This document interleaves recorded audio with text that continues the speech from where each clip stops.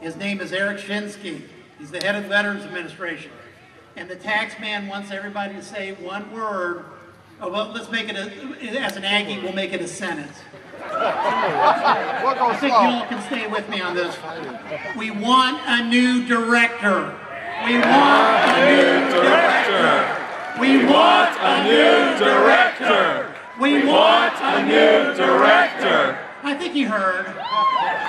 You know, it's always great when Ben and I get on radio and 1,000 of our closest friends show up. But more important, today is our Independence Day. 235 years ago, and if John Adams was right, plus 2 days, we declared our independence. And when you read the Independence, the Declaration of Independence, the document talks about tyranny, but the second paragraph sets it all up. And it basically says that we're not going to put up with tyranny from King George. And what is not being able to say God at a national cemetery? Tyranny. Right. Okay. Again, the Aggie and me will get all through this. What is tyranny if you can't say Jesus Christ?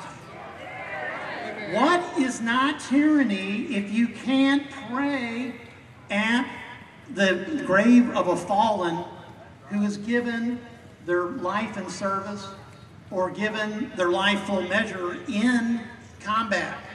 Because so many people died for these freedoms. And to me, having a director of any city's veteran administration is unconscionable if they can't understand that if we don't go and stay with what we believe in, which is the fact that the United States is founded on Judeo-Christian principles, and that the belief in God is what started this country, then we're lost. And this director of this facility is lost. Because if the Veterans Administration can't recognize the obvious, that it is the belief in God that has motivated so many veterans to fight for this country, then they need to go too. Vote! Vote!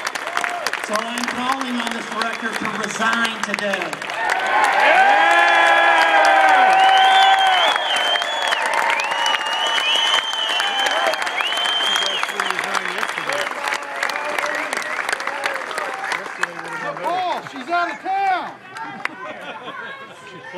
You know, when thousands of people can come to their cemetery and say what they believe and challenge their government, okay? Because the lawsuit that was filed is a challenge to the government.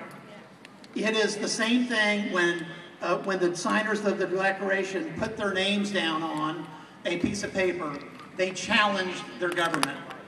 And the day that when Americans cannot challenge their government, especially when American government decides to turn to tyranny on whether or not we can have signs that say Jesus, God, or prayer, we know that that is the day that we have to speak up, stand up, and fight for what we believe in.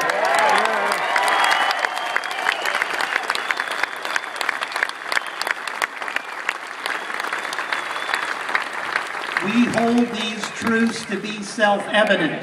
That all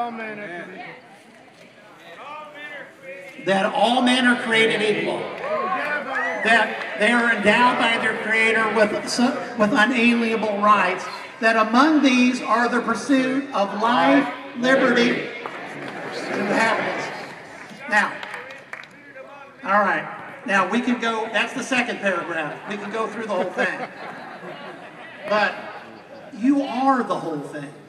The people on this stadium are the whole thing. What happens in America is that when we stay with God, God stays with America.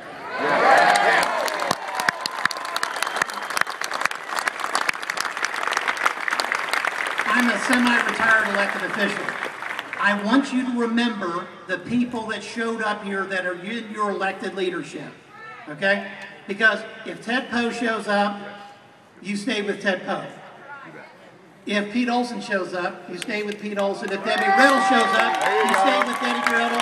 if Stan Standard shows up in the state with Stan Standard, if anybody has the guts to stand up and say that this director needs to resign and that she is practicing tyranny just like King George did 235 years ago, the tax man begs you to stay with them and pray for this country, pray for them, pray for our veterans, and pray that in the 21st century we will never turn our back on God, Jesus Christ, or anything that has made this country